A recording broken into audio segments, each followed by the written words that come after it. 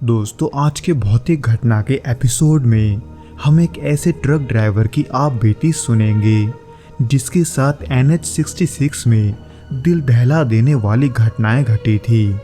तो चलिए बिना किसी देरी के इस डरावने घटना को संदीप यादव के पॉइंट ऑफ व्यू से सुनते हैं, जिसके साथ ये घटना वास्तव में घटा था।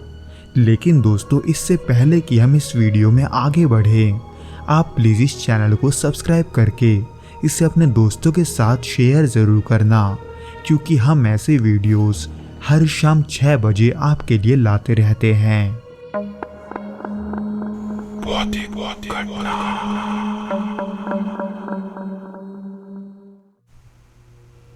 ये 2003 की बात है, जब मैं मुंबई से गोवा जाने वाले हाईवे NH-66 पर अपना ट्रक चला रहा था। ये हाईवे ऐसा था जहां अक्सर रात में गाड़ियों के गुजरने की आवाज़ सुनाई देती थी, लेकिन उस रात चारों तरफ सिर्फ खामोशी थी, यानी कि सड़क पर दूर दूर तक कोई दूसरी गाड़ी नहीं थी। वहां पर सिर्फ मेरे ट्रक का इंजन ही उस सन्नाटे को तोड़ रहा था। तब हल्की सी ठंड के वजह से मैंने सर पर शॉल लपेट रखा था और रेडियो धीमी आवाज़ में बज रहा था ताकि मुझे नींद ना आए। पर उसी बीच यही तकरीबन रात के 1 बजे जैसे जैसे मैं आगे बढ़ रहा था, मुझे धीरे धीरे अजीब सी बेचैनी होने लगी। ऐसा लग रहा था जैसे ट्रक के कैबिन में कोई और भी मौजूद है। लेकिन पहले मैंने इसे अपना थकान समझकर इसे नज़रअंदाज कर दिया। पर फिर अचानक चारों ओर एक गहरी खामोशी छा गई। मुझे लगा जैसे हवा भी रुक गई हो, यहाँ तक कि मेरे रेडियो की धीमी आवाज़ भी अब अजीब सी लगने लगी थी। तभी मेरी नज़र सड़क के किनारे खड़ी एक औरत पर पड़ी। वो सफ़ेद साड़ी में लिपटी हुई हाथ हिलाकर मदद मांग रही थी। इसलिए मैं अपना ट्रक धीमा करते हुए रास्ते के किनारे लेने लगा।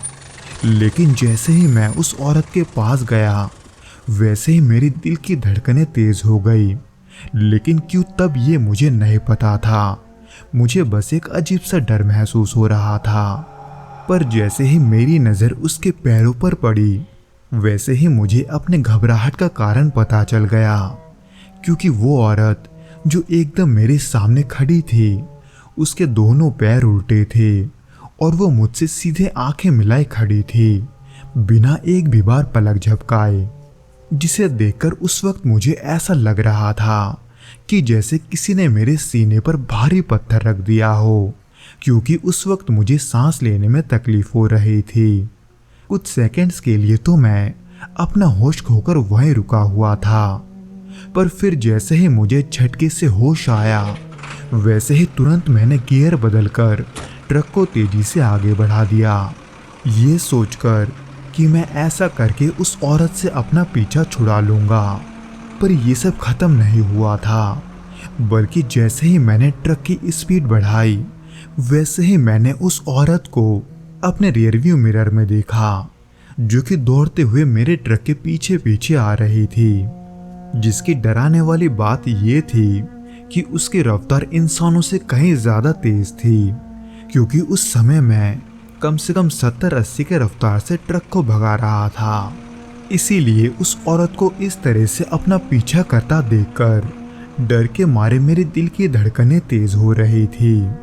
हालांकि मैं सामने तो देख रहा था, लेकिन हर थोड़ी देर में मिरर की तरफ देखने से खुद को रोक नहीं पा रहा था, जहां हर बार वो औरत और भी करीब दिखाई दे रही थी। फिर इसी बीच अचानक मुझे ट्रक में एक अजीब सा झटका महसूस हुआ, जैसे वो औरत ट्रक पर चढ़ गई हो। इसीलिए इस बात को पक्का करने के लिए मैंने फिर से एक बार रियर व्यू मिरर में देखा, पर पीछे कोई नहीं था। हालांकि उस औरत को मैंने ट्रक के अंदर घुसते तो नहीं देखा, पर अचानक से मुझे ऐसा लगने लगा जैसे वो मेरे पीछे ही बैठी है, क्योंकि मुझे अपने गर्दन पर किसी के भारी सांसों की हवा महसूस हो रही थी। उस दौरान मुझ में इतना हिम्मत नहीं बचा था कि मैं पीछे मुड़कर देखूं, क्योंकि उस सुनसान हाईवे पर मैं फिलहाल अकेला था।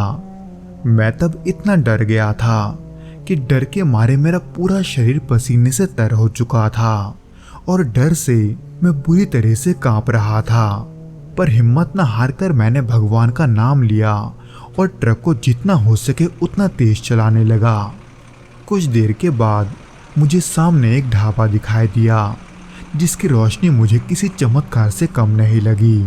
इसलिए मैंने तुरंत ही ढाबे के पास जाकर ट्रक को रोक दिया और गिरते पड़ते जल्दी से उस ढाबे के अंदर चला गया। मुझे इस तरह से ढाबे में आता देखकर ढाबे पर बैठे कुछ और ड्राइवर मेरी ओर बढ़े, ये पूछने के लिए कि मुझे क्या हुआ है। इसलिए मैंने हांफते हुए उन्हें पूरी बात बताई और उनके चेहरे की रंगत देखते ही पता चल गया कि ये कोई आम बात नहीं थी। जिनमें से एक बुजुर्ग ड्राइवर ने गंभीरता से कहा कि इस रास्ते पर ऐसी घटनाएं पहले भी हो चुकी है, जिनमें कई ड्राइवरों ने किसी औरत को देखने की बात की है। उनकी ये बात सुनकर उस रात मैंने ढाबे पर ही रुकने का फैसला किया। हालांकि ये किस्सा यहीं पर ही खत्म नहीं होता, क्योंकि कई दिनों बाद भी जब भी मैं अकेले रात में उस रास्ते से गुजरता था, मुझे ऐसा महसूस होता था जैसे कोई मुझ पर नजर रख रहा है। कभी कभी वो औरत मुझे ट्रक के मिरर में देखने का आभास देती थी। इसलिए मैंने अपने ट्रक के कैबिन में एक भगवान की मूर्ति रखने का संकल्प लिया, ताकि किसी भी अजीब ताकत से सुरक्षित रह सकूं। तो दोस्तों, ये तो था वो घटना जो कि संदीप यादव के साथ घटा था। उम्मीद करता हूँ कि आपको ये पसंद आया होगा, और अगर आया हो तो प्लीज़ इस वीडियो को लाइक करके इसे अपने दोस्तों के साथ शेयर ज़रूर करना, और हमें कमेंट करके ये ज़रूर बताना कि आपको ये वीडियो कैसा लगा।